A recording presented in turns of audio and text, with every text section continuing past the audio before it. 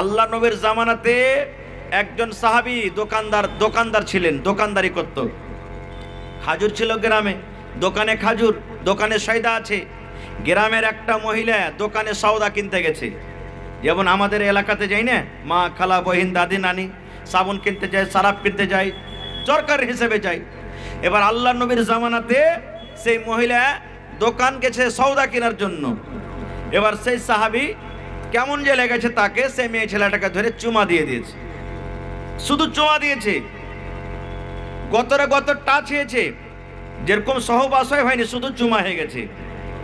আমাদের মতন তো সেই নয়, এবার যা হইলো হইলো, লোক করে থাক, খ্যাপা কেউ জানতে পারেনি, ডাইন ভাই দেখ, আগা পিছে দেখ, কেউ জানতে না পারলে হলো চুপচাপ থেকে থিয়ে দেয়।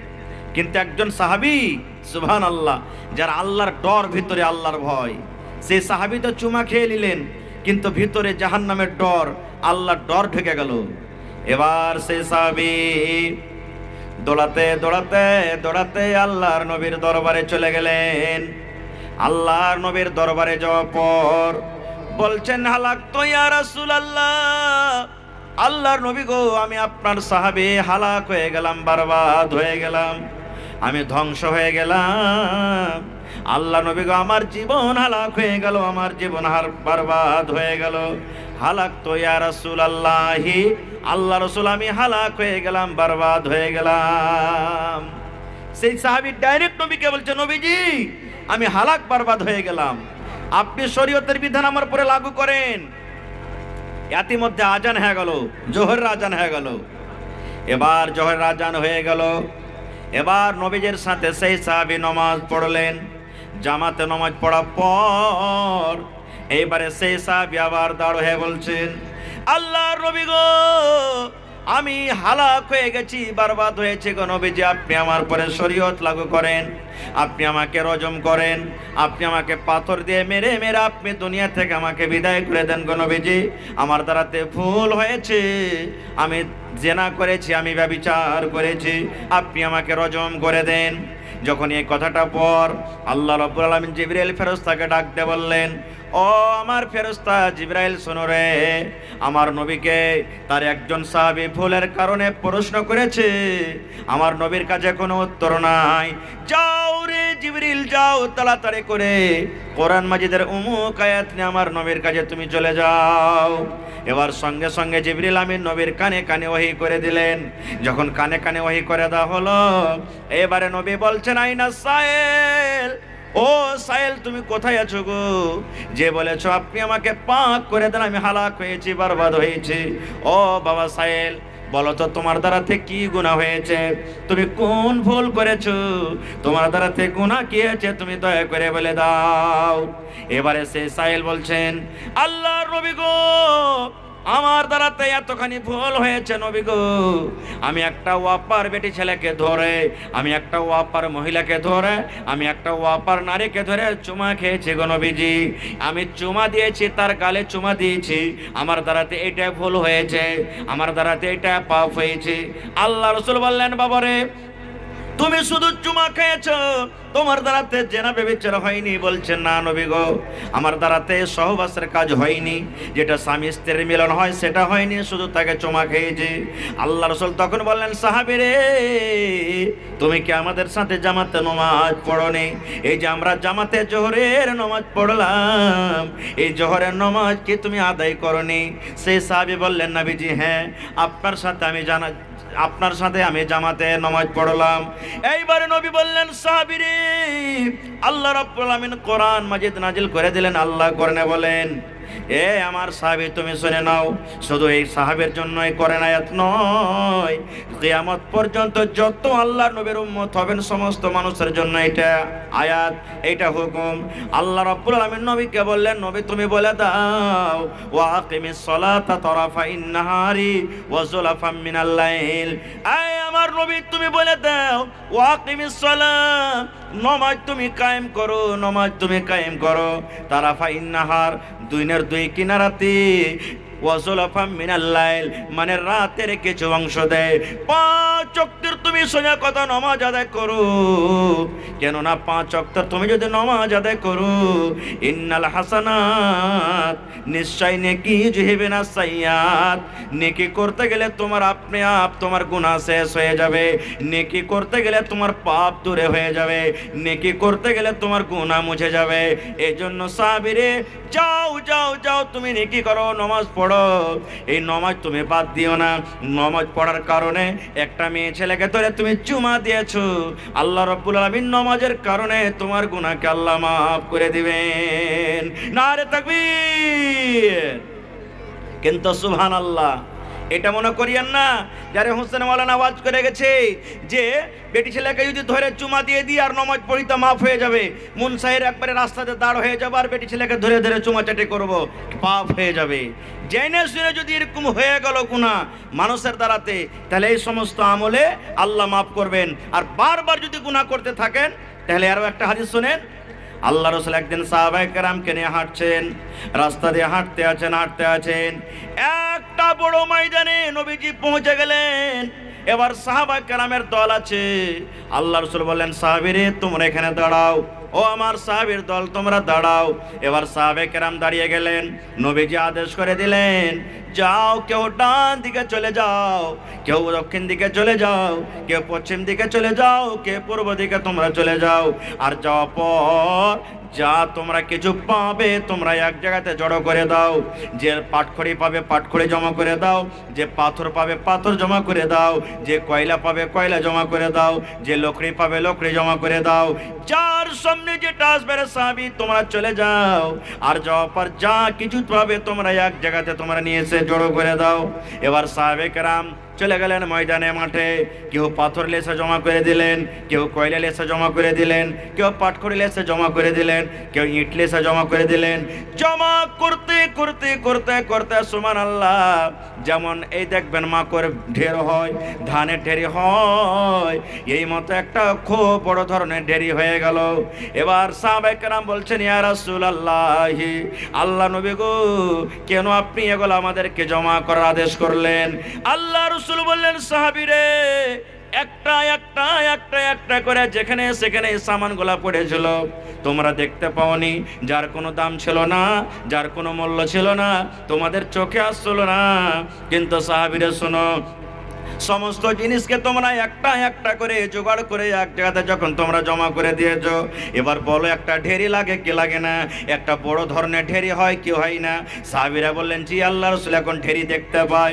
আল্লাহ রাসূল বললেন, সাহাবীরে এই মতো মানুষের জীবনের ছোট ছোট পাপ, ছোট ছোট গুনাহ রে সাহাবী, তুমি একটা আজকে ছোট গুনাহ করেছো, ছোট পাপ করেছো, তোমার নজরে আসে না। আর একদিন তুমি একটা গুনাহ করেছো, তোমার নজরে আসে না। আর একদিন একটা গুনাহ করেছো, নজরে আসে না। আর একদিন একটা পাপ করেছো, নজরে আসে না। ওরে আমার সাহাবী শুনে নাও, তুমি সাগিরা গুনাহ করতে আছো। এবার তোমার রেজিস্টারে, গুনার রেজিস্টারে এবার ওই নোট হইতে আছে, লিখতে আছেন।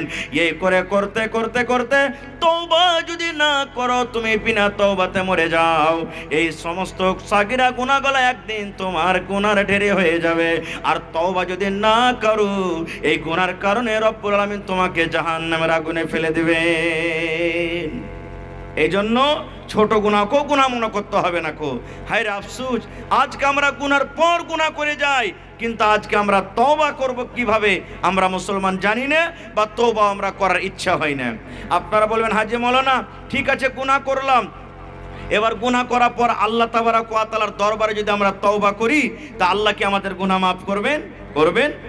বাড়িতে মা বাপ আছে না নেই? আমাদের আছে না নেই? আল্লাহ তাবারক ওয়া তাআলার কাছে 100টা রহমত আছে। কত রহমত? জোরে বলেন। আল্লাহর কাছে কত রহমত আছে ভাই? একটু মুখ খোলেন, কত রহমত আছে? 100 রহমত। 100টা রহমতের মধ্যে আল্লাহ 99টা রহমত নিজের কাছে রেখেছেন, আর একটা রহমত আল্লাহ দুনিয়াতে দিয়েছেন। কাকে দিয়েছেন? আল্লাহ একটা রহমত আমাকে দিয়েছেন, আমার স্ত্রীকে দিয়েছেন, আমার ছেলে মেয়েকে দিয়েছেন, আমার মা বাপকে দিয়েছেন। একটা রহমত আল্লাহ আপনারাকে দান করেছেন, আপনার মা বাবাকে দান করেছেন, আপনার ছেলে মেয়েরাকে দান করেছেন। কিয়ামত পর্যন্ত যত মানুষ আসবে এবং যারা দুনিয়া থেকে চলে গেছেন সমস্ত লোককে আল্লাহ ভাগ করে দিয়েছেন। শুধু মানুষ নয়, আল্লাহ একটা কুকুরকে দান করেছে ওই রহমত, এবং কুকুরের মা বাপকে আল্লাহ দান করেছেন। আল্লাহ একটা সাপকে দিয়েছে, সাপের মা বাপকে দিয়েছে। আল্লাহ একটা গরুকে দিয়েছে, ওই গরুর মা বাপকে আল্লাহ একটা নেকি দিয়ে একটা রহমত দিয়েছেন।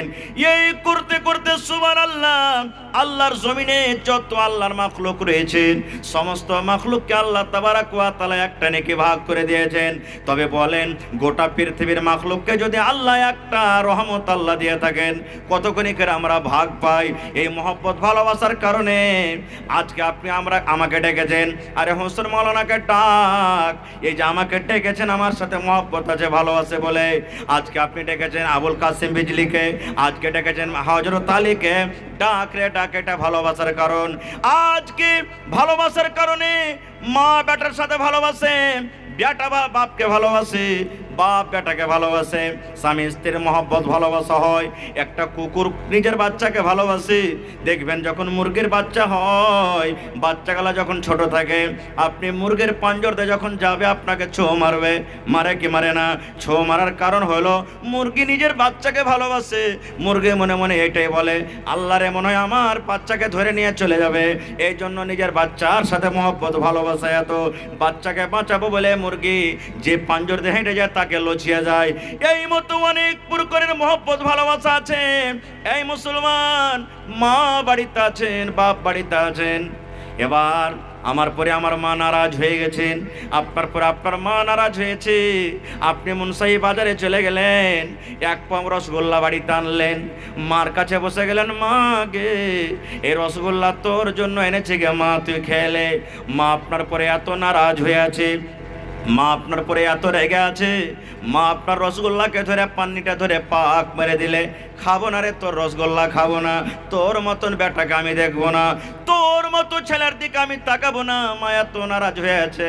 এরে আমার মুসলমান, এবার আপনি সেদিনে কিন্তু বাদ দিয়ে দিলেন, পরের দিন আবার বাজার চলে গেলেন, মা গে এক খেলে মিষ্টি করে পান এনেছি গে মা, পানটা তুই খেলে। মা কিন্তু নারাজ হয়ে আছে, সেদিনও কিন্তু আপনার হাতের মা খেলো না। থাকতে থাকতে থাকতে এবার বড় ধরনের একটা মাছ কিনে এনেছে, এবার মার কাছে আপনি রান্না করে নিয়ে চলে গেছেন, মা গে আপনার জন্য কত সুন্দর করে মা মাছ এনেছি, দয়া করে তুই খেলে।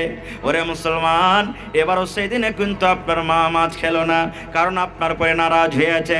একদিন গেল, 2 দিন গেল, 3 দিন গেল, 4 দিন গেল, এই করতে করতে হঠাৎ করে চোখ দিয়ে আপনার ঝরঝর করে পানি ঝরছে। সুবহানাল্লাহ, মার যদি দুখানটা পা ধরে আপনি পড়ে যান, মা গে আমি জীবনে কত গুনাহ করেছি গে মা, জীবনে কত ভুল করেছি, আমার পরে তুই কতখানি রাগা আছিস গে মা, আমি তোর পা ধরে আছি গে মা।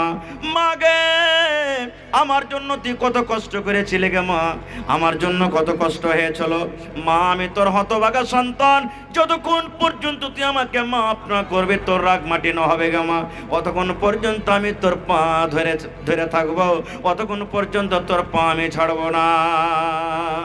এরে মুসলমান, যদি এরকম করে মায়ের পা ধরে আপনি মাপ চাইেন, আমার মনে হয় দুনিয়াতে কোনো এমন মা নাই কি পা ধরার পরে নিজের ছেলেকে ক্ষমা করবে না।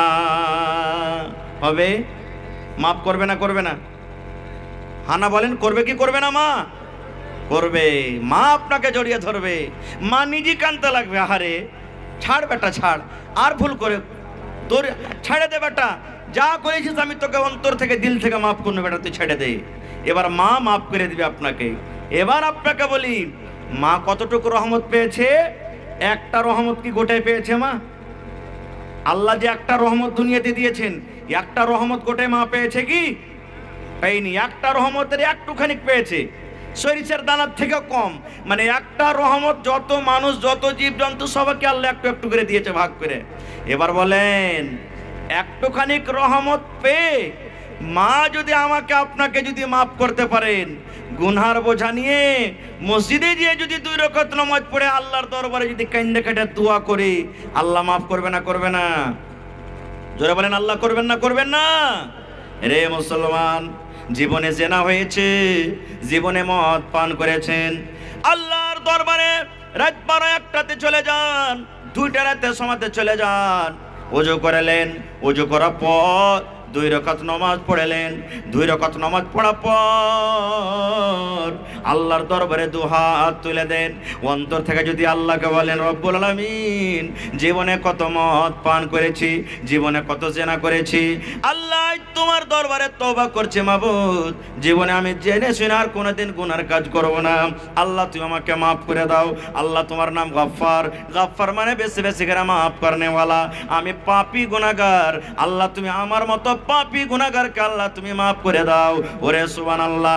আল্লাহ রাসূল বলেছেন, উম্মত রে, এই তুমি দোয়া করো আর তোমার চোখ দিয়ে যদি এক ফোঁটা আল্লাহর ডরে, জাহান্নামের ডরে যদি পানি বের হয়ে যায়, তোমার এই চোখ দিয়ে পানি বের হওয়ার সাথে সাথে আল্লাহ রাব্বুল আমিন তোমার জীবনের গুনাহকে আল্লাহ মাফ করে দিবেন। সুবহানাল্লাহ।